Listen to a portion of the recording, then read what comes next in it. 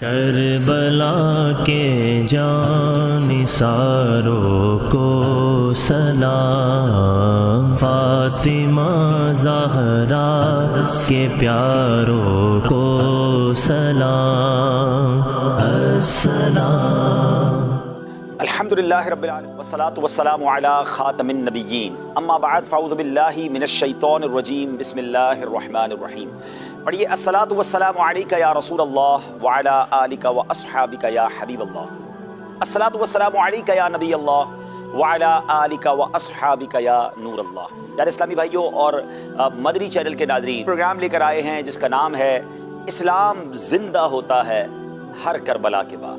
کیا کچھ ہوا تھا کربلا کے میدان میں، وہ جب سنتے ہیں تو جناب دل بھی غمگین ہو جاتا ہے، آنکھیں اشکبار ہو جاتی ہیں، دل بے قرار ہو جاتا ہے۔ اور پھر یوم جو ظلم و ستم کی آندھیاں ڈھائی گئیں، وہ سننے کے بعد تو انسان حیران ہو جاتا ہے کہ کیا کوئی ایسے بھی ظلم کر سکتا ہے۔ مگر ان تمام ظلم کی داستانوں کے بعد امام حسین اور ان کا پیغام جس طرح ابھر کر ساری دنیا کے سامنے آیا، تو انسان یہ کہنے پہ مجبور ہو جاتا ہے کہ قتل حسین اصل میں مرگ یزید ہے، قتل حسین اصل میں مرگ یزید ہے، اسلام زندہ ہوتا ہے ہر کربلا کے بعد۔ آپ اہل بیت کی منقبت بھی سنیں گے اور انشاءاللہ ہم کوشش کریں گے کہ امام حسین رضی اللہ تعالیٰ عنہ کی شان و شوکت، آپ کی سیرت، اہل بیت کے فضائل، آپ کا مقام و مرتبہ کیا ہے وہ بھی بیان کریں۔ اور اس کے بعد امام حسین کا جو پلان تھا، جو حسن تدبیر تھی، جو آپ کی فہم و فراست تھی، اس پورے ایپیسوڈ میں، اس پورے واقعے میں حسین رضی اللہ تعالیٰ عنہ نے کس طرح اس پورے معاملے کو ڈیل کیا، اور اس کے بعد نوجوانان اہل بیت نے کس شان کے ساتھ، کس وقار کے ساتھ اپنی جانیں قربان کی، امام حسین کو پسند کیا تھا۔ اور ہم پھر ان تمام واقعات کو سننے کے ساتھ ساتھ اپنے لیے بھی پیغام لیں گے کہ ہم نے اس عظیم واقعے سے کیا سیکھا ہے۔ آئیے چلتے ہیں اہل بیت اطہار کی ایک شاندار منقبت سنتے ہیں۔ تقدیر سے ملی ہے محبت حسین کی، محبت حسین کی، جنت میں لے کے جائے گی، جنت میں لے کے جائے گی الفت حسین کی، تقدیر سے ملی ہے محبت حسین کی، محبت حسین کی، رب حسین واسطہ پیارے حسین کا، پیارے حسین کا، رب حسین واسطہ پیارے حسین کا،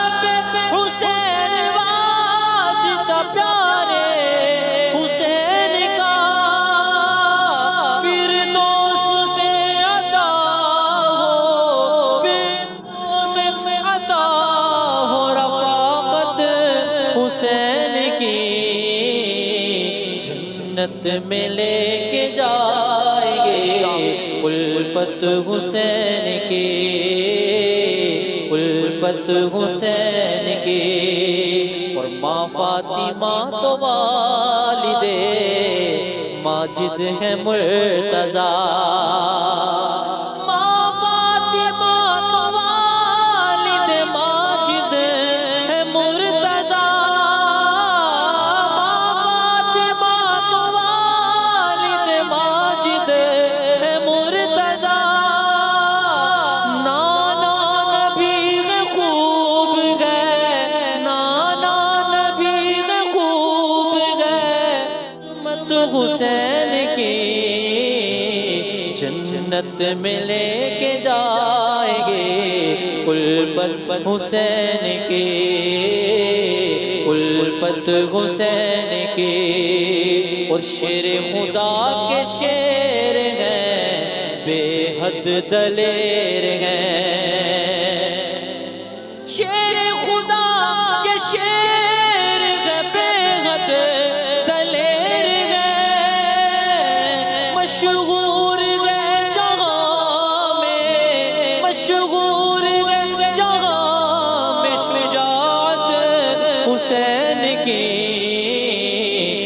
جنت میں لے کے آئیں گے الفت حسین کی، الفت حسین کی، اور تخت یزید خاک میں مل کر فنا ہوا، تخت یزید خاک میں مل کر فنا ہوا، تخت یزید خاک میں مل کر فنا ہوا، ہے آج بھی دلوں پہ حکومت حسین کی، ہے آج بھی دلوں پہ حکومت حسین کی، کنبہ لٹایا جان بھی اپنی نثار کی، کنبہ لٹایا جان بھی اپنی نثار کی، بے مثل و بے مثال، بے مثل و بے مثال شہادت حسین کی، جنت میں لے کے جائیں گے الفت حسین کی، اور دل میں رچا لے عشق تو زہرا کے لال کا، دل میں رچا لے عشق تو زہرا کے لال کا، دل میں رچا لے عشق تو زہرا کے لال کا، محشر میں رنگ لائے گی، محشر میں رنگ لائے گی چاہت حسین کی، جنت میں لے کے جائیں گے الفت حسین کی، اور عطار کی یہ آرزو پوری ہو یا خدا، عطار کی یہ آرزو پوری ہو یا خدا، عطار کی یہ آرزو پوری ہو یا خدا، اس کو دکھا دے خواب میں، اس کو دکھا دے خواب میں صورت حسین کی، مجھ کو دکھا دے خواب میں صورت حسین کی، تقدیر سے ملی ہے محبت حسین کی، جنت میں لے کے جائے گی الفت حسین کی، انشاءاللہ جنت میں لے کے جائے گی الفت حسین کی۔ یہ جو آپ نے منقبت سنی ہے انشاءاللہ تھوڑی دیر بعد یہ حدیثوں کے ذریعے بھی آپ سن لیں گے کہ جی ہاں پنجتن پاک کی محبت، اہل بیت کی محبت، نبی پاک کے خاندان سے محبت انشاءاللہ جنت میں لے کر جائے گی۔ وہ کیسے انشاءاللہ بھی آپ آگے سنیں گے، مگر آئیے امام حسین امام عالی مقام رضی اللہ تعالیٰ عنہ سے مروی، یعنی آپ ہی راوی ہیں، دو حدیثیں سنتے ہیں اور وہ حدیثیں ہیں درود پاک کے فضائل پر۔ امام حسین رضی اللہ تعالیٰ عنہ فرماتے ہیں میرے نانا جان سلطان دو جہان صلی اللہ تعالیٰ علیہ وسلم نے فرمایا جس کے سامنے میرا ذکر ہوا اور اس نے درود پاک نہ پڑھا بے شک وہ جنت کا راستہ بھول گیا۔ یعنی درود پاک، نبی پاک کا جب بھی نام سنیں ہمیں درود پاک پڑھنا ہے۔ ایک جگہ امام حسین راوی ہیں کہ نبی پاک علیہ الصلوۃ والسلام نے فرمایا کنجوس ہے وہ شخص جس کے پاس میرا ذکر ہوا پھر اس نے مجھ پر درود نہ پڑھا۔ تو اب اپنی عادت بنا لیں کہ جب جب سرکار دو عالم صلی اللہ تعالیٰ علیہ وسلم کا نام پاک سنیں تو درود پاک ضرور پیش کیا کریں۔ آئیے محبت کے ساتھ بآواز بلند جہاں جہاں موجود ہیں درود پاک پڑھ لیں۔ صلو علی الحبیب صلی اللہ تعالیٰ علی محمد صلی اللہ علیہ وسلم۔ آج ہم نے جو منقبت سن رہے تھے یہ جنت میں لے کے جائے گی الفت حسین کی، محبت حسین کی، یہ نبی پاک کی فیملی، پیارے آقا کے اہل بیت سے محبت کرنے کا حکم تو ہمیں قرآن دیتا ہے۔ جی ہاں قرآن مجید میں ارشاد ہوتا ہے الا المودۃ فی القربى ومن یقترف حسنۃ نزد لہ فیہا حسنا۔ آسان ترجمہ قرآن کنز العرفان، مگر قرابت کی محبت، نیک کام کرے ہم اس کے لیے اس میں اور خوبی بڑھا دیں گے۔ سبحان اللہ، ہم پر سادات کرام کا، اہل بیت کا جو ادب ہے، احترام جو ہے وہ ہم پر ضروری ہے، وہ گویا ہم پر فرض ہے، اس لیے کہ میرے آقا علیہ الصلوۃ والسلام کی یہ آل اولاد ہیں۔ اللہ اکبر۔ اب قرآن کا حکم یہ ہے کہ اہل بیت سے محبت کی جائے، نبی پاک یہ چاہتے ہیں کہ ان کی آل سے محبت کی جائے۔ آئیے حدیث پاک سنتے ہیں، میرے آقا کی رضا کیا ہے۔ سرکار دو عالم صلی اللہ تعالی علیہ وسلم کا فرمان، لا یؤمن عبد حتی اکون احب الیہ من نفسہ، کوئی بندہ اس وقت تک مومن نہیں ہو سکتا جب تک میں اس کو اس کی جان سے زیادہ پیارا نہ ہو جاؤں۔ اب ذرا آپ غور کریں کہ اپنی جان سے زیادہ پیار کس سے کرنا ہے؟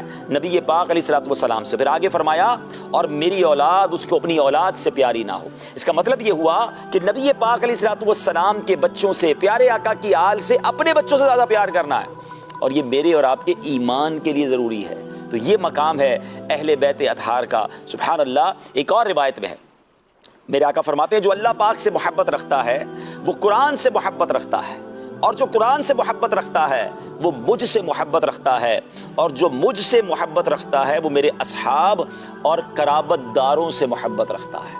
اللہ اکبر۔ یہ گویا ایک خوبصورت چین سمجھ لیجئے کہ اللہ سے جو محبت رکھتا ہے وہ ہے جو قرآن سے محبت رکھتا ہے، اور قرآن سے محبت رکھنے والا وہ ہے جو نبی پاک سے محبت رکھتا ہے۔ اور ہاں، میرے آقا سے اگر محبت کا دعویٰ ہے تو آقا فرماتے ہیں وہ ہے جو میرے اصحاب اور قرابت داروں سے محبت رکھتا ہے۔ تو ہمیں نبی پاک کے صحابہ سے بھی دل و جان سے پیار کرنا ہے، اور میرے آقا کی آل اولاد سے بھی نہایت محبت اور والہانہ پیار کرنا ہے۔ سبحان اللہ۔ اور اہل سنت والوں کو مبارک ہو کہ انہیں اصحاب سے بھی پیار ہے، انہیں اہل بیت سے بھی پیار ہے، اور یہی بات تو بریلی کے تاجدار لکھتے ہیں کہ اہل سنت کا ہے بیڑا پار، کیوں؟ اصحاب حضور نجم ہیں اور ناؤ ہے عطرت رسول اللہ کی۔ یا اعلیٰ حضرت نے ویسے ہی شعر نہیں لکھ دیا، اصحاب حضور تارے ہیں، یہ تو میرے آقا نے فرمایا ہے، اصحابی کن نجوم فبأیہم اقتدیتم اہتدیتم، میرے صحابہ ستاروں کی مانند ہیں، جس کی بھی اقتدا کرو گے تم کامیاب ہو جاؤ گے، تم ہدایت پا جاؤ گے۔ اور اپنی آل کے بارے میں میرے آقا ایک جگہ ارشاد فرماتے ہیں کہ میری اولاد، میری عطرت جو ہے، میری آل جو ہے، میری امت کے لیے کشتی نوح کی مانند ہے، جو اس میں سوار ہو گیا اس کا بیڑا پار ہو جائے گا۔ حدیث پاک کا خلاصہ ہے۔ تو سبحان اللہ، ان دونوں حدیثوں کو اعلیٰ حضرت نے پرو کر کیا خوبصورت موتی دیے کہ عقیدہ وہی صحیح ہے کہ صحابہ سے بھی پیار ہو، اہل بیت سے بھی پیار ہو، اور آپ جانتے ہیں جب راستہ پار کرنا ہو، دریا یا سمندر پار کرنا ہو، تو کشتی بھی اچھی ہونی چاہیے، ستارے بھی پیارے ہونے چاہیے۔ تو اے اہل سنت والو، اے عاشقان صحابہ اور اہل بیت، تمہیں مبارک ہو کہ تمہارا بیڑا پار ہے، کیونکہ تمہارے تارے صحابہ ہیں اور تمہاری کشتی اہل بیت ہیں۔ اہل سنت کا بیڑا پار اصحاب حضور، اہل سنت کا بیڑا پار اصحاب حضور، اہل سنت کا بیڑا پار اصحاب حضور، نجم ہے اور ناؤ ہے عطرت رسول اللہ کی۔ آگے سنیے، اصحاب و اہل بیت سے محبت کا درس ہمیں احادیث سے ملتا ہے۔ میرے آقا علیہ الصلوۃ والسلام نے ارشاد فرمایا، جو میرے صحابہ سے، میری ازواج پاک یعنی امہات المومنین سے اور میرے اہل بیت سے عقیدت رکھتا ہے، ان میں سے کسی کی بھی برائی نہیں کرتا اور ان کی محبت پر دنیا سے رخصت ہوتا ہے، وہ قیامت کے دن میرے ساتھ ہوگا۔ تو انشاءاللہ ہمیں سب سے پیار ہے تو نبی پاک کا ساتھ بروز قیامت نصیب ہوگا۔ امام عالی مقام امام حسین رضی اللہ تعالیٰ عنہ سے روایت ہے کہ ایک دن حضرت مولا علی شیر خدا کرم اللہ تعالیٰ وجہ الکریم نبی پاک علیہ السلام کی بارگاہ میں حاضر ہوئے، اور نبی پاک نے فرمایا، اے علی، وہ 4 لوگ جو جنت میں جائیں گے ان میں ایک میں ہوں، ایک تم ہو، اور 2 تمہارے بیٹے حسن اور حسین رضی اللہ تعالیٰ عنہما ہیں۔ ہماری اولاد ہمارے پیچھے ہوں گی اور ان کے پیچھے ہماری ازواج ہوں گی۔ حضرت مولا علی نے عرض کی، یا رسول اللہ صلی اللہ تعالیٰ علیہ وسلم، ہمارا گروہ یعنی ہم سے محبت کرنے والے کہاں ہوں گے؟ اللہ اکبر۔ مولا علی کو اپنے چاہنے والوں سے کتنا پیار ہے، تو نبی پاک نے فرمایا، تمہارا گروہ تمہارے پیچھے پیچھے جنت میں جائے گا، یعنی اہل بیت سے محبت کرنے والے پیارے آقا علیہ الصلوۃ والسلام کے ساتھ انشاءاللہ جنت میں جائیں گے۔ وہ شاعر لکھتے ہیں نا، باغ جنت میں محمد مسکراتے جائیں گے، پھول رحمت کے جھڑیں گے، ہم اٹھاتے جائیں گے انشاءاللہ، اور خلد میں ہوگا ہمارا داخلہ اس شان سے، یا رسول اللہ کا نعرہ لگاتے جائیں گے۔ تفسیر کبیر میں ایک بڑی کمال کی ایمان افروز حدیث لکھی ہوئی ہے امام فخر الدین رازی رحمۃ اللہ تعالی علیہ کی جو تفسیر قرآن ہے. وہ حدیث کیا ہے کہ نبی پاک علیہ الصلوۃ والسلام فرماتے ہیں اے اہل بیت سے محبت کرنے والو ذرا غور سے سنیے گا اور اپنی محبتوں کو اور بڑھائیے. میرے آقا نے فرمایا من مات علی حب آل محمد مات شہیدا. آقا فرماتے سن لو جو اہل بیت کی محبت پر فوت ہوا وہ شہید ہے. الا ومن مات علی حب آل محمد مات مغفورا لہ. سن لو جو اہل بیت کی محبت میں فوت ہوا اس کے گناہ بخش دیے جائیں گے. الا ومن مات علی حب آل محمد مات تائبا. سن لو جو شخص اہل بیت کی محبت پر فوت ہوا وہ توبہ کرنے والا ہو کر فوت ہوا. الا ومن مات علی حب آل محمد صلی اللہ علیہ وسلم مات مؤمنا مستکمل الایمان. سن لو جو شخص اہل بیت کی محبت پر فوت ہوگا وہ مکمل ایمان کے ساتھ دنیا سے گیا.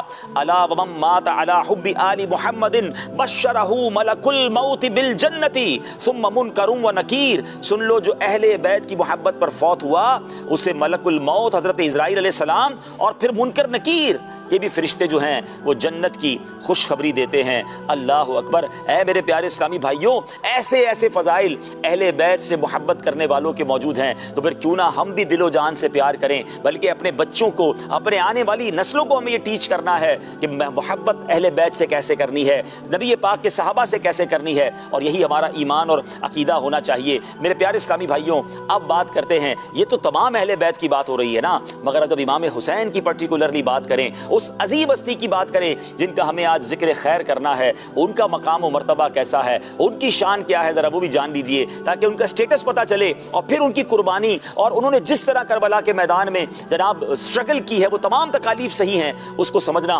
اور زبردست طریقے سے آسان ہو جائے گا. سید سلطان کربلا سید الشہداء امام عالی مقام امام عرش مقام امام حسین رضی اللہ تعالیٰ عنہ یہ نواسۂ رسول ہیں. مولائے کائنات مولا علی جگر گوشائے رسول کے شہزادے ہیں.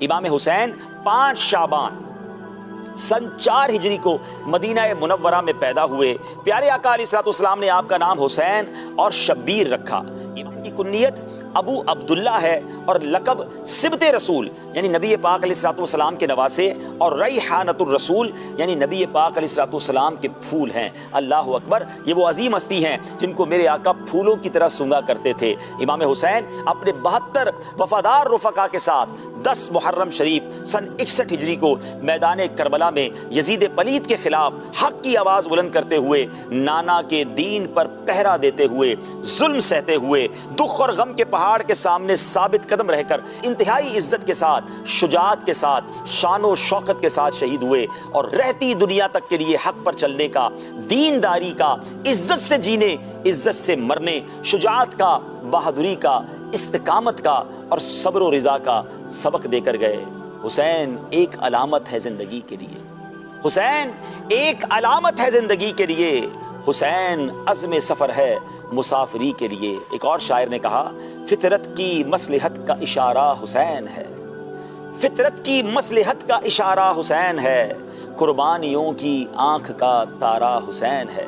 وہ اس لیے لڑے کہ ستم کو مٹا سکے پھر کیوں نہ ہم کہیں کہ ہمارا حسین ہے. جن سے نبی پاک اس طرح پیار فرماتے. پیارے آقا امام حسن اور امام حسین کے بارے میں فرماتے ہیں میرے یہ دونوں بیٹے جنتی نوجوانوں کے سردار ہیں. اللہ اکبر. آپ غور کریں کہ جنت میں جتنے نوجوان ہوں گے ان کے سردار امام حسن اور امام حسین ہیں. ایک حدیث پاک میں ہے من احبہما فقط احبنی. جس نے ان دونوں یعنی امام حسن اور امام حسین سے محبت کی اس نے مجھ سے محبت کی. ومن ابغضہما فقد ابغضنی. اور جس نے ان دونوں سے دشمنی رکھی اس نے مجھ سے دشمنی رکھی.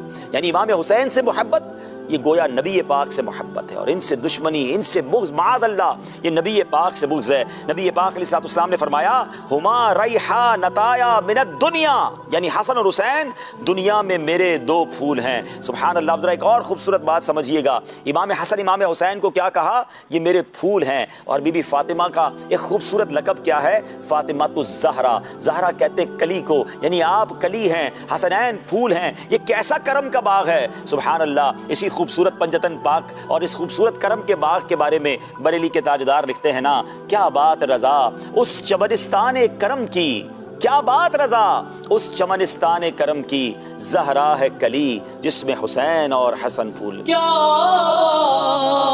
بات رضا اس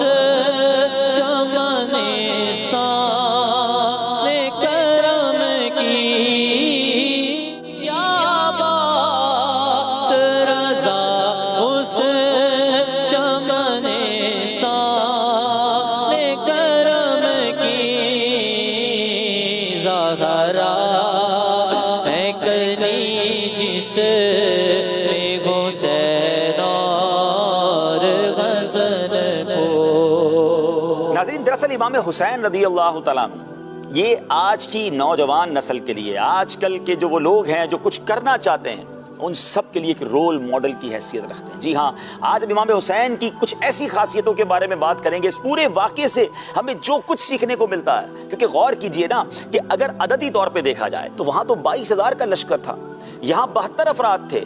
22,000 اور 72 کا تو کوئی مقابلہ ہی نہیں ہے. مگر یہ 72 کیوں مطمئن تھے، یہ کیوں جناب حوصلے میں تھے، اس کی وجہ کیا تھی، آج یہ وجہ جانیں گے. اور اعداد و شمار بتاتے ہیں کہ ہزاروں یزیدی واپس گئے. امام حسین کے لشکر سے تو ایک ہی مرد جو ہے، اور وہ بھی بیمار تھے، چھوٹی عمر میں امام زین العابدین واپس گئے، باقی سارے شہید ہو گئے. اگر اعداد و شمار میں دیکھیں تو کوئی بندہ دیکھنے والا کہہ سکتا ہے کہ جناب یہ تو یزیدی جنگ جیت گئے. جناب یہی تو سیکھنا ہے آج کہ جناب اعداد و شمار کا گورکھ دندہ کچھ اور ہے، مگر اللہ اکبر میرے رب کی شان اور ہے کہ جب اس کی راہ میں قربانی دی جاتی ہے. وہ بڑا خوبصورت شعر آپ نے منقبت میں پڑھا تھا نا کہ یزیدیوں کا زور کہاں ہے، ان کی طاقت کہاں ہے، حکومت آج بھی ہے تو آج بھی حسین کی حکومت ہے. جبھی تو ہم نے پروگرام کا نام یہ رکھا نا کہ ایکچولی امام حسین نے شہید ہو کر ساری دنیا پر گویا لوگوں کے دلوں پر حکومت آج بھی کر رہے ہیں، آج بھی راج کر رہے ہیں، کیونکہ وہ اسلام کو زندہ کر گئے. اور یہ ہمارے پروگرام کا ٹائٹل بھی ہے کہ قتل حسین. اصل میں ایکچولی شہید تو امام حسین ہوئے تھے، مگر موت یزید کی ہو گئی، موت یزیدیوں کی ہو گئی، یزیدی فلسفے کی موت ہو گئی اور حسینی سوچ کی جیت ہو گئی. قتل حسین اصل میں مرگ یزید ہے. اسلام زندہ ہوتا ہے ہر کربلا کے بعد. تخت یزید خاک میں مل گئے فنا ہوا، تخت یزید خاک میں مل گئے فنا ہوا. اے آج بھی دلوں پہ حکومت حسین کی ہے، آج بھی دلوں پہ حکومت حسین کی. یہ جو ثابت قدمی ہے نا، ہمیں یہ پہلے سیکھنی ہے. ہاں، ہر تھوڑی بات پہ پیچھے ہٹ جانا، ہار مان لینا، حوصلہ چھوڑ دینا، کمپرومائز کر لینا. اللہ اکبر. اب میں قرآن کی آیت سنانے جا رہا ہوں. اللہ کریم قرآن مجید میں ارشاد فرماتا ہے، سورہ احقاف آیت نمبر 13 اور 14. ارشاد باری تعالیٰ ہوتا ہے، بسم اللہ الرحمن الرحیم، ان الذین قالوا ربنا اللہ ثم استقاموا فلا خوف علیہم ولا هم يحزنون اولئک اصحاب الجنة خالدین فیہا جزاء بما كانوا يعملون. سبحان اللہ. آسان ترجمہ قرآن کنز العرفان. بے شک جنہوں نے کہا ہمارا رب اللہ ہے، پھر اس پر ثابت قدم رہے تو نہ ان پر خوف ہے اور نہ وہ غمگین ہوں گے. وہ جنت والے ہیں، ہمیشہ اس میں رہیں گے، انہیں ان کے اعمال کا بدلہ دیا جائے گا. اللہ اکبر. امام عالی مقام، امام عرش مقام، امام حسین رضی اللہ تعالیٰ عنہ، یزید پلید اور اس کی فوج کے سامنے آپ کا کردار کیا تھا؟ آپ حق پر کھڑے رہے، حق پر ثابت قدم رہے، آخری سانس تک حق کی پہرہ داری نہیں چھوڑی. اللہ اکبر. امام حسین نے یہ پورے معاملے میں ہمیں یہ سکھایا ہے کہ یزید پلید فاسق حکمران سے بیعت لینے کی بجائے انکار کر کے امام حسین نے جو لیسن دیا ہے ہم سب کو کہ حق پر قائم رہنا ہے، چاہے تنہا کیوں نہ ہونا پڑے. اور یہی ایمان کا تقاضا ہے. یہاں بہت سارے ان لوگوں کے لیے میسج ہے جو حالات کے آگے ہتھیار ڈال دیتے ہیں. بیرون ملک جاتے ہیں تو کہتے ہیں حالات ایسے ہیں جناب، کرنا پڑتا ہے. کسی ماڈرن ماحول میں جائے تو کہتے ہیں وہاں جناب اسلام کی بات نہیں ہو سکتی، اسلام پر عمل نہیں ہو سکتا، کرنا پڑتا ہے. مارکیٹ میں جائیں، کاروبار کریں اور کاروبار کے دوران جناب کوئی بڑا نفع آ جائے تو بندہ کہتا ہے کیا کریں، ساری مارکیٹ غلط کر رہی ہے، کرنا پڑتا ہے. پھر ادھر سے حسینی ہوئے ہم ہیں، اتنی جلدی کمپرومائز کر لیا. امام حسین کے سامنے ایک ایک کر کے گھر کے افراد شہید ہو رہے ہیں، مگر ایسا لگتا تھا کہ ہر شہادت کے بعد میرے امام کا حوصلہ اور مضبوط ہو رہا تھا، ان کے ارادے اور پختہ ہو رہے تھے. ہم ایک چوٹ پر ہل جاتے ہیں. اور امام حسین نے کربلا کے میدان میں کہتے تھے حق ادا کر دیا، حق کا ساتھ کیسا دیا. اب ذرا آگے چلتے ہیں. جب امام حسین کا یزیدی فوج نے راستہ روکا تھا نا ناظرین، تو امام حسین نے خطبہ دیا تھا اور اس خطبے میں آپ نے گویا ایک پورا اپنا نقشہ، اس پورے معاملے کے اندر جو آپ کے اندر جذبہ تھا نا، جو اس کا یوں سمجھے کہ بیک گراؤنڈ کیا تھا، اس کی غرض و غایت کیا تھی، وہ امام حسین نے چند جملوں میں بیان کر دی. آپ فرماتے ہیں، بہت خطبہ ہے، اس کے بعد آخر میں آپ نے فرمایا انا احق من غیری، یعنی یزید کو اس کے ظلم و ستم سے روکنے کے لیے میں حقدار ہوں، مطلب یہ کہ میں نواسہ رسول ہوں، یہ میرے منصب کا، میرے مقام و مرتبہ کا یہ جناب تقاضا ہے کہ میں آگے بڑھ کر یزید کو اس کے ظلم سے روکوں، اپنے نانا کے دین پر پہرا دوں اور امت کو یزید پلید کی پلیدی اور ناپاکی سے بچاؤں۔ یہ اپنے فرض کی جو سمجھیے کہ پاسداری کی۔ اللہ اکبر، یہ ایک جملہ پورے سانحہ کربلا کا مغز ہے میرے پیارے اسلامی بھائی۔ Actually this is the crunch. یہ مین بات یاد رکھیے گا کہ امام حسین نے میدان کربلا میں قربانیاں کیوں دیں، بھوک و پیاس کیوں برداشت کی؟ کیونکہ وہ فرض شناس تھے۔ امام حسین اپنے منصب کو جانتے تھے، احساس ذمہ داری تھا، آپ اپنی ذمہ داری کو سمجھتے تھے۔ جو آپ کا جو منصب تھا اس کے فرض کو ادا کرنے کے لیے اپنے نانا کے شہر مدینہ کو چھوڑنا پڑا، آپ نے اس کو چھوڑا۔ ذرا سوچے نا، ایک عاشق رسول مدینے سے دور ہو تو اس کی روح نکل جاتی ہے۔ جو پیدا ہی مدینے میں ہوئے ہوں، جو اپنے نانا کے جان کے ساتھ ان گلیوں میں گھومے ہوں، جن کی زندگی وہاں گزری ہو، اور اب دین متین کی خاطر اپنی فرض کو ادا کرنے کے لیے آپ نے مدینہ چھوڑا۔ کیوں؟ آپ کو ذمہ داری کا احساس تھا۔ پھر آپ نے فرض کی ادائیگی کے لیے مکہ مکرمہ بھی چھوڑا اور اسی مقصد کی ادائیگی کے لیے آپ کوفے کی طرف روانہ ہوئے۔ کربلا میں امام حسین کو گھیرا گیا، آپ فرض سے پیچھے نہ ہٹے، پانی بند کر دیا گیا، آپ اپنے اس فرض اور اپنے اس منصب کی ذمہ داری سے پیچھے نہ ہٹے۔ اللہ اکبر، ہزاروں کی فوج سامنے لا کر کھڑی کر دی گئی، میرے امام فرض سے پیچھے نہ ہٹے۔ معاذ اللہ، مال و دولت کا لالچ دیا گیا۔ ان بدبختوں کو یہ پتا نہیں تھا کہ یہ وہ اس نبی کے نواسے ہیں کہ جن کے ہاتھوں میں اللہ نے دنیا بھر کے خزانوں کی کنجیاں دی ہیں، انہیں مال و دولت سے کیا سروکار، مگر لالچ دینے پر بھی آپ فرض سے پیچھے نہ ہٹے۔ امام حسین کو ڈرایا گیا، آپ فرض سے پیچھے نہ ہٹے، آپ کے بھائی، بھتیجے، بیٹے آپ کی آنکھوں کے سامنے شہید کر دیے گئے، آپ فرض سے پیچھے نہیں ہٹے۔ ننھے علی اصغر کے گلے پر تیر چلایا گیا، آپ اپنے اس فرض سے پیچھے نہ ہٹے، قربانیاں دیتے رہے یہاں تک کہ خود بھی شہید ہو گئے، آپ فرض سے پیچھے نہ ہٹے۔ یہ پورے واقعہ کربلا میں اپنے غلاموں کو درس کیا دے گئے، میسج کیا دیا کہ جب بھی بات ذمہ داریوں، جب بھی بات فرض کیا جائے، اس وقت بہانے نہیں بنانے، اس وقت قربانیاں دینی ہے۔ اللہ اکبر۔ ہم اپنے پروگرام میں امام حسین کی باتیں بھی کریں گے، کربلا کا ذکر بھی کریں گے، مگر ساتھ ساتھ خود بھی تو سیکھتے جائیں نا کہ میرے امام اپنے فرض منصبی پر ایسے ڈٹے رہے، سب کچھ چلا گیا مگر اپنی ذمہ داری سے پیچھے نہ ہٹے۔ مگر آج ہمارا حال کیا ہے؟ سب سے پہلا فرض نماز ہے۔ کسی کو کہو بھائی نماز کے لیے چلیں، بس ذرا کپڑے ٹھیک نہیں ہیں، آپ چلیں میں آتا ہوں، ابھی ذرا میرا سر درد ہو رہا ہے، بس کل سے شروع کر دوں گا۔ فرض آ گیا سامنے اور جناب باتیں بنا رہے ہیں، بہانے بنا رہے ہیں، اور پھر ہم کہتے ہیں ہم حسینی ہیں۔ ارے آپ سوچیں، وہ جان دے دی انہوں نے، آپ وقت کی قربان نہیں کر پا رہے۔ اور اگر غور کرتے چلے جائیں، روزہ رکھتے وقت کچھ لوگ کہتے ہیں جناب گرمی کے روزے ہیں، کاروبار کا ٹائم ہے، اب کام نہیں ہو پاتا اس لیے روزہ نہیں رکھتا۔ ارے جناب حلال روزی کمائیے، کہتے ساری مارکیٹ حرام کما رہی ہے، سود کو نئی نئی پیکنگ کے ساتھ لوگ لے کر آ رہے ہیں، کہتے یہ سود نہیں کچھ اور ہے۔ نہ کریں ایسا پلیز، ہم حسینی ہیں، اور امام حسین نے جس طرح اپنے فرض کو ادا کیا ہے، ارے ہم تو ان کے قدموں کی خاک کی برابر ہیں، بلکہ اس کی برابر بھی نہیں ہیں، ہم تو اپنا سر قربان کر دیتے ان کے قدموں پر اگر کاش ایسا موقع ملتا۔ مگر آج تو جو ہم پر فرائض مذہبی، ہماری شریعت نے فرائض ہم پر کیے ہیں، ہم اس پر بھی عمل کرنے کے لیے تیار نہیں ہیں، اور پھر جھوم جھوم کر کہتے ہیں میں پنجتن کا غلام ہوں۔ میرے پیارے اسلامی بھائیوں، ذرا غور کیجئے نا، کیا امام حسین کو تخت و تاج چاہیے تھا؟ یہ بھی بدقسمتی سے یہ بھی بڑا پرابلم ہے کہ آج کل سوشل میڈیا پر ہر طرح کا آدمی موجود ہے اور لوگ سب کی سن رہے ہیں۔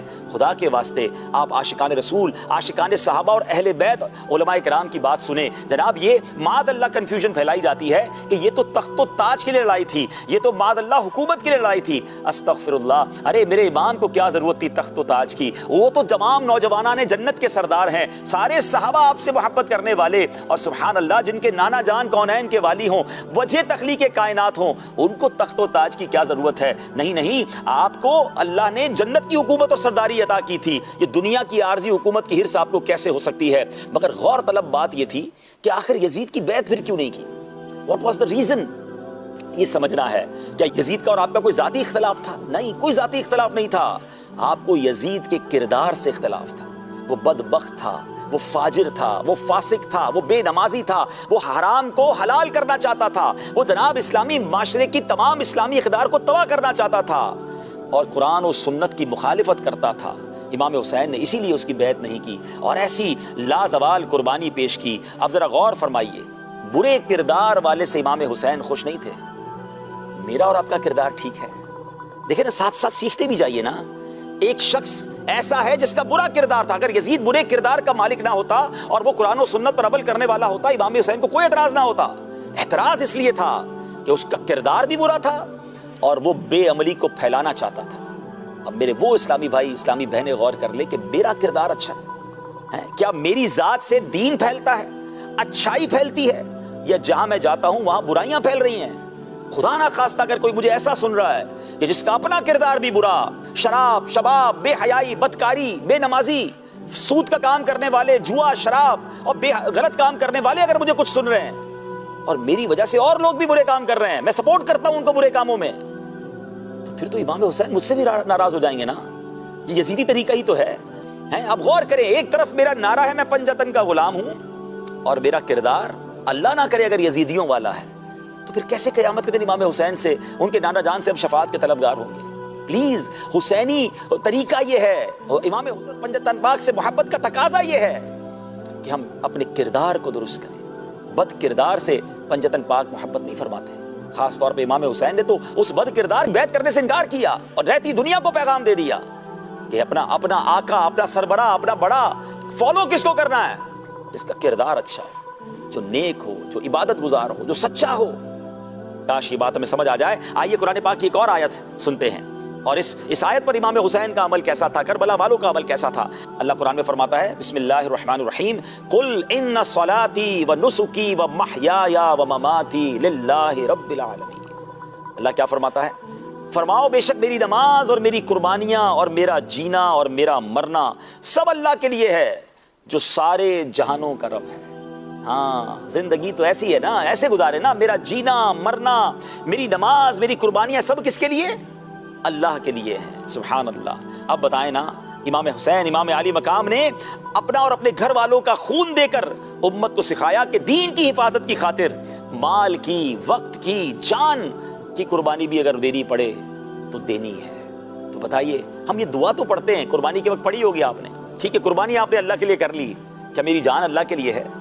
کیا میرا مال اللہ کے لیے ہے؟ کیا میرا وقت اللہ کے لیے ہے؟ تو یہ بھی ہمیں سیکھنا ہے, کیونکہ امام حسین نے یہ ثابت کیا. خوبصورت شعر مولانا حسن رضا خان صاحب لکھتے ہیں نا کہ گھر لٹانا, جان دینا کوئی تجھ سے سیکھ جائے. ہاں, باتیں کرنا آسان ہے, یہ سیکھنا ہے تو کربلا والوں سے سیکھیں. گھر لٹانا, جان دینا کوئی تجھ سے سیکھ جائے, جان عالم ہو فدا اے خاندان اہل بیت. گھر لٹانا, جان دینا کوئی تجھ سے سیکھ جائے. گھر لٹانا, جان دینا کوئی تجھ سے سیکھ جائے. جان عالم ہو فدا اے خاندان اہل بیت. جان عالم ہو فدا اے خاندان اہل بیت. سب کچھ قربان کیا, اپنا گھر بھی قربان کیا, اپنی جان بھی قربان کی, اپنا وطن بھی قربان کیا, اپنا وقت بھی قربان کیا, سب کچھ قربان کیا. اللہ ان کے صدقے ہمیں قربانی کا جذبہ عطا فرمائے. ہم نبی کے دین کی خاطر کیے قربان وقت سے. نبی کے دین کی خاطر کیے قربان وقت سے. بھلائیں کس طرح زہرا کے بچوں کا, بھلائیں کس طرح ہم زہرا کے بچوں کا. ایک بی بی فاطمہ کے بچے ہیں, ایک مولا علی کے بچے ہیں, اور میں اپنے بچوں کی تربیت کیسے کر رہا ہوں؟ یہ بھی تو میری ذمہ داری ہے نا. حدیث پاک میں آتا ہے تم میں سے ہر ایک نگہبان ہے اور ہر ایک سے اس کی رعایا کے متعلق سوال کیا جائے گا. اس حدیث پاک کے مطابق ہم سب نگہبان ہیں. ہم اپنی ذات کے نگہبان ہیں, اپنی اولاد کے نگہبان ہیں, اپنے گھر والوں کے نگہبان ہیں. ہم ذمہ دار ہیں اور ہم سے ہماری ذمہ داریوں کے بارے میں پوچھا جائے گا. غور کیجئے نا, آج بچوں کی نمازیں جا رہی ہیں, کیا ہمیں پرواہ ہے؟ آج بچے کیا سن رہے ہیں، کیا دیکھ رہے ہیں؟ اہل بیت کی محبت ان کے دلوں میں ہے بھی کہ نہیں؟ صحابہ کی محبت ان کے دلوں میں ہے بھی کہ نہیں؟ دین سے محبت اور اس کو پھیلانے کا جذبہ ہے بھی کہ نہیں؟ یا ہمیں کوئی ٹینشن ہی نہیں کہ ہمارے بچے کیا سن رہے ہیں، کہاں بیٹھ رہے ہیں، کن صحبتوں میں؟ ہمیں پوچھا جائے گا۔ تو خدا را اپنی بھی فکر کیجئے، اپنے ایمان کی بھی اور اپنی آل اولاد کی بھی ایسی تربیت کیجئے کہ میری نسلوں میں بھی عاشقان صحابہ اور عاشقان اہل بیت ہوں، نبی پاک کے چاہنے والے ہوں، کوئی گستاخ رسول ہماری نسلوں میں پیدا نہ ہو۔ ہم پر یہ ذمہ داری ہے کہ ہم ایسا کریں۔ میرے پیارے اسلامی بھائیوں، دنیا عارضی ہے، اگر چند روزہ زندگی ہے، یا کچھ تکلیف اٹھانی بھی پڑی نا تو کیا غم ہے؟ اگر نماز کے لیے کچھ وقت نکالنے کے لیے دکان بند کرنی پڑی، نئے فیشن پر عمل کرنے کو دل چاہتا ہے، صبر کر لیا کہ نہیں میں سنت پر عمل کروں گا۔ گناہ کی طرف دل مائل ہوتا ہے مگر خود پر قابو کیا، صبر کر لیا۔ امام حسین کی ان قربانیوں کو یاد کریں کہ انہوں نے دین کے لیے سب کچھ قربان کیا۔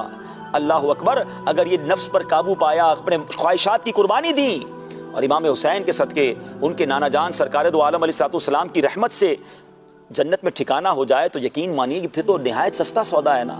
ان کو ناراض کر گئے تو کہاں جائیں گے؟ انشاءاللہ ان کی رضا والے کام کر کے جائیں گے تو بیڑا پار ہے۔ شاعر لکھتے ہیں نا، وہ تو نہایت سستا سودا بیچ رہے ہیں جنت کا، ہم مفلس کیا مول چکائیں، اپنا ہاتھ ہی خالی ہے۔ اے میرے پیارے اسلامی بھائیو، ایک اور قرآن پاک کی آیت، امام حسین کی ذات دیکھیں، کربلا والوں کی قربانیاں دیکھیں اور قرآنی آیتیں پڑھتے جائیں، کیا خوبصورت پریکٹیکل ہمیں ان کی لائف نظر آتی ہے۔ اللہ کریم قرآن مجید میں ارشاد فرماتا ہے، سورہ بقرہ ہے، آیت نمبر 155 ہے۔ اب یہ آیت تو ان تمام لوگوں کے لیے جو اس وقت کسی پرابلم میں ہیں، کوئی میرا بیمار بھائی یا بہن مجھے سن رہا ہے، کوئی قرضے میں ہے، کوئی جناب کاروبار کی تنگی میں ہے، کسی کو کسی دشمن سے خوف ہے، کسی کی جان میں کوئی پرابلم، بیماری آئی ہوئی ہے، یا کوئی مال خراب ہو گیا ہے، کوئی بزنس پرابلم ہے، پلیز لسن کیئرفلی۔ قرآن نے بہت شاندار اور واضح ایک اعلان کیا ہوا ہے اور اس کے آگے انعام کا بھی اعلان کیا ہے۔ میرے رب کا کلام فرماتا ہے، بسم اللہ الرحمن الرحیم، وَلَنَبْلُوَنَّكُمْ بِشَيْءٍ مِّنَ الْخَوْفِ وَالْجُوعِ وَنَقْصٍ مِّنَ الْأَمْوَالِ وَالْأَنفُسِ وَالثَّمَرَاتِ وَبَشِّرِ الصَّابِرِينَ۔ اللہ اکبر۔ ذرا ترجمہ سنیے، پھر آپ کا ایمان تازہ ہو جائے گا جو میں نے باتیں بتانی ہیں آپ کو۔ ترجمہ کنز العرفان۔ اور ہم ضرور تمہیں کچھ ڈر اور بھوک سے اور کچھ مالوں اور جانوں اور پھلوں کی کمی سے آزمائیں گے، اور صبر کرنے والوں کو خوشخبری سنا دو۔ یعنی یہ ایک ایسا ایگزام ہے، یہ ایک ایسا امتحان ہے جس کا اعلان پہلے ہی قرآن نے کر دیا ہے۔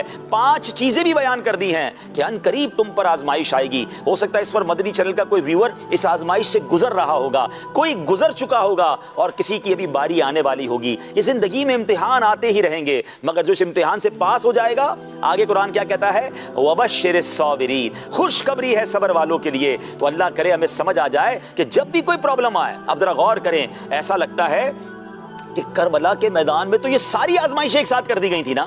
وہاں خوف بھی تھا، وہاں بھوک بھی تھی، وہاں بیماری بھی تھی، وہاں جناب مالی نقصان بھی ہو رہا تھا، اللہ اکبر، اشیاء خورد و نوش کی بھی کمی تھی۔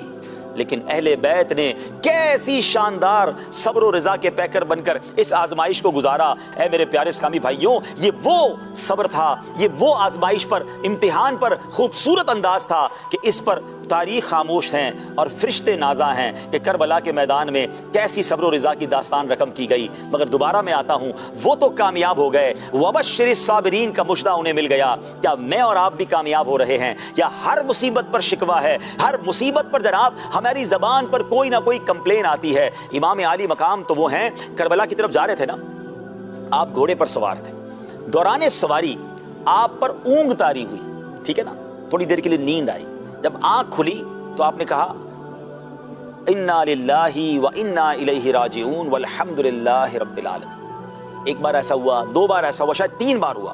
تو آپ کے بڑے صاحبزادے حضرت علی اکبر حاضر ہوئے اور آ کر عرض کرتے ہیں، بابا جان، یہ آپ بار بار انا للہ و انا الیہ راجعون بھی پڑھتے ہیں اور الحمد للہ رب العالمین بھی کہتے ہیں، اس کی کیا وجہ ہے؟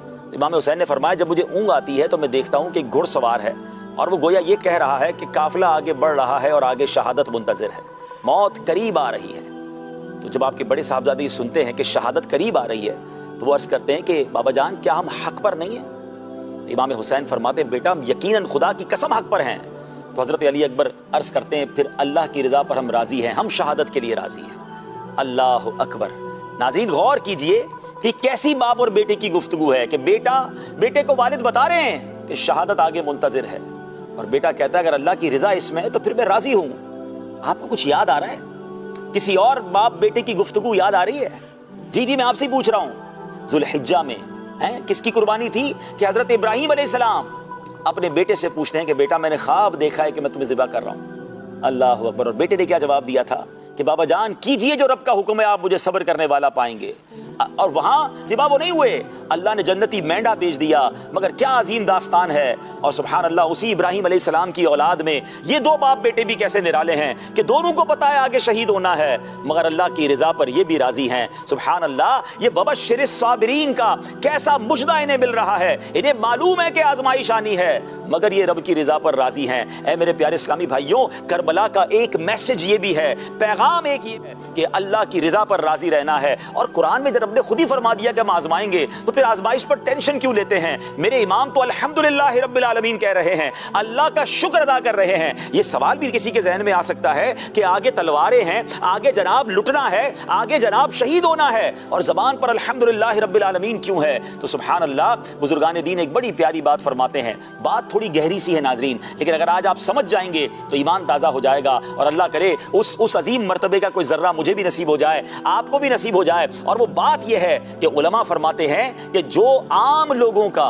मकामे सब्र होता है, वो आरिफीन का मकामे शुक्र होता है।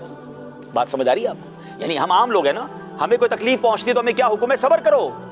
लेकिन जब अल्लाह वालों पर, अल्लाह के नेक बंदों पर तकलीफ आती है ना, तो वो शुक्र करते हैं, वो गोया उसका इस्तकबाल करते हैं। क्यों? उन्हें पता है कि ये अल्लाह की तरफ से आजमाइश आई है और मैं इस पर सब्र का मुजाहरा करूंगा तो जन्नत की अबदी नेमतें मुझे मिलनी हैं। अल्लाह इन अजीम हस्तियों का सदका हमें अता फरमाए और हम भी मुश्किलात पर कम से कम सब्र करने वाले तो बने। यहाँ तो सब्र भी नहीं है, वावेला है, कंप्लेन है, छोटी छोटी मुश्किल। अच्छा, फिर दीन के काम में भी ये मसला होता है कि जब दीन का कोई काम करने जाते हैं ना, और अगर कोई साथ ना दे, मिसाल के तौर पे कोई मस्जिद बना रहा है, कोई मदरसा बना रहा है, कोई यतीम खाना बना रहा है, कोई किसी गरीब की मदद कर रहा है, किसी गरीब का इलाज कर रहा है, वॉट एवर, कोई भी नेकी का काम करने जाएं और कोई हौसला तोड़ दे, कोई हौसला शिकनी कर दे, कोई वेलकम ना करे, कोई प्यार ना दे, लोग कहते हैं भाई भलाई का जमाना नहीं, मैं तो नहीं करता नेकी का काम, क्या जरूरत है मुझे करने की।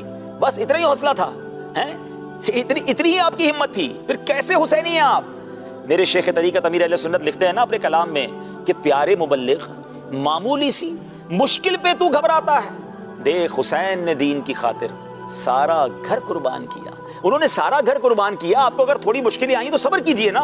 बल्कि मजे की बात तो यह है कि बंदा सब्र पर इंजॉय करे, मुश्किल पर यह इंजॉय करे कि चलो अल्लाह की तरफ से आई है, मैं सब्र करूंगा तो मेरे मर्तबे बढ़ जाएंगे। मैं एक हदीस कुदसी सुनाता हूं नाज़रीन, जिसको कहते हैं ना लरस जाना चाहिए इस हदीस को सुनकर, रोंगटे बाज़ औक़ात खड़े हो जाते हैं ऐसे कलाम सुनकर। हदीस कुदसी का मजमून है, मेरे आका ने फरमाया कि रब इरशाद फरमाता है, जो बंदा, अब गौर से सुनिएगा नाज़रीन और डरिएगा, अगर मैं और आप अगर इस कैटेगरी में है तो आज से इससे निकलना है मुझे और आपको। अल्लाह फरमाता है जो बंदा मेरी तरफ से आने वाली सब्र ना करे, मेरी तरफ से आने वाली नेमत पर शुक्र ना करे और मेरी तकदीर पर यानी मेरे फैसलों पर राजी ना हो, तो उसे चाहिए कि कोई और रब तलाश कर ले। अब मुझे बताइए ये कैसी बंदगी है, ये कैसे अल्लाह को रब भी मान रहे हैं और उसके फैसले भी नहीं मान रहे हैं, अल्लाह को मालिक भी जान रहे हैं और उसकी तरफ से आने वाली किसी भी आजमाइश पर वावेला भी कर रहे हैं। एक तरफ तो देखिए ना, मैं एक एग्जांपल के जरिए समझाता हूं, आप में से बहुत सारे वालिदैन मुझे सुन रहे हो। सबसे ज्यादा प्यार हमसे कौन करता है? हमारी माँ करती है, हमारे वालिद करते हैं। बचपन में हम बच्चों को क्या करते हैं, उनकी वैक्सीनेशन होती है ना, इंजेक्शन लगाने जाते हैं, बच्चा रो रहा होता है, जब इंजेक्शन लगता है बच्चा हंसता नहीं है। कड़वी दवाई पिलाई होगी हमारे माँ बाप ने हमें, जब हमें मजा नहीं आया होगा हम रोए होंगे, मगर वो कड़वी दवाइयां, वो इंजेक्शन, किसी बच्चे को चोट लग जाए तो माँ बाप ही टांके दिलवाने जाते हैं। जब वो टांके लगाते हैं, स्टिच होते हैं, डॉक्टर करते हैं, तो कितनी तकलीफ होती है। तो कोई ये कहता है माँ बाप से कि यार आप कैसे जालिम हैं, बच्चे को टांके लगवा रहे हैं या बच्चे को जनाब आप कड़वी दवाइयां पिला रहे हैं, बच्चे को हर महीने 2 महीने बाद जाके वैक्सीनेशन के इंजेक्शन क्यों लगा रहे हैं? तो माँ बाप यही जवाब देंगे ना कि ये इसी से मोहब्बत है, क्योंकि आज थोड़ी सी तकलीफ के बाद आगे बड़ी राहत है। मेरा बच्चा बड़ी बीमारियों से बचेगा, मेरा बच्चा बड़ी मुश्किलों से बचेगा, ये सेहतमंद हो जाएगा जब ये वाली दवाइयां पिएगा, वरना बीमार होकर कमजोर हो जाएगा। अरे जब हमारी आंखों के सामने कुछ देर की तकलीफ हमारे माँ बाप हमें इसलिए देते हैं, हालांकि हमारी तकलीफ पर वो लरसने वाले हैं, वो दिल में हमसे बड़ी मोहब्बत रखने वाले हैं, मगर वो इसलिए देते हैं कि ये बच्चा और स्ट्रांग हो जाए, और मजबूत हो जाए, सेहतमंद हो जाए, उसकी भलाई के लिए तकलीफ दी जा रही है। तो फिर जिस रब ने نے میرے ماں باپ کے دل میں محبت ڈالی ہے، اس رب کے فیصلوں پر کیوں نہیں یقین کر لیتے کہ اگر آج تھوڑی مالی پرابلم آئی ہے، آج کوئی صحت میں پرابلم آئی ہے، آج میرے سر پر دھوپ ہے، سایہ نہیں ہے، میں کسی مشکل میں ہوں، تو جناب یہ میرے رب ہی نے بھیجا ہے نا، وہ تو سب سے زیادہ چاہنے والا ہے، آگے بڑی راحت انتظار کر رہی ہے، آگے بڑا انعام انتظار کر رہا ہے۔ ارے اس نے تو قرآن میں اعلان فرما دیا وَبَشِّرِ الصَّابِرِينَ، صبر کرنے والوں کے لیے خوشخبری ہے۔ مگر ہائے افسوس، جب وہاں سے کوئی مشکل آئی، جب وہاں سے کوئی آزمائش آئی، میرے بھلے کے لیے آئی، مگر ہم نے ناشکری کر کے، بے صبری کر کے، واویلا کر کے، کہیں ایسا تو نہیں کہ وہ سارا ثواب ضائع کر دیا، وہ سارا انعام ضائع کر دیا؟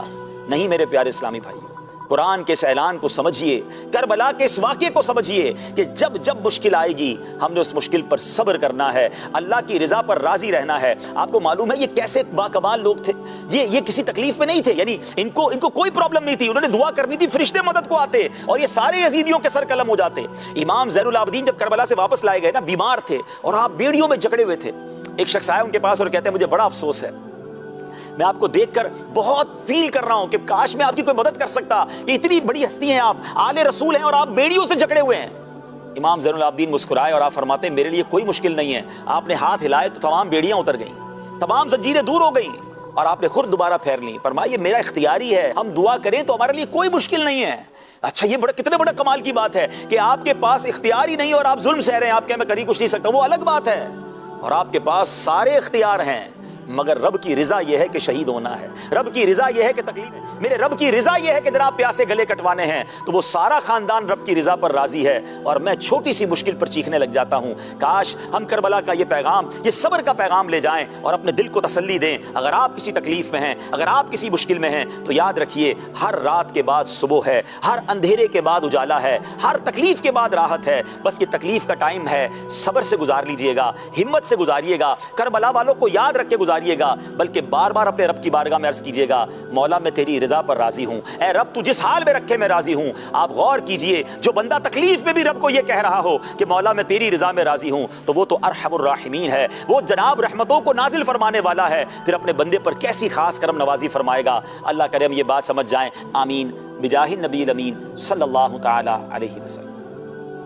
اللہ کے جانثاروں کو سلام، فاطمہ زہرا کے پیاروں کو سلام، السلام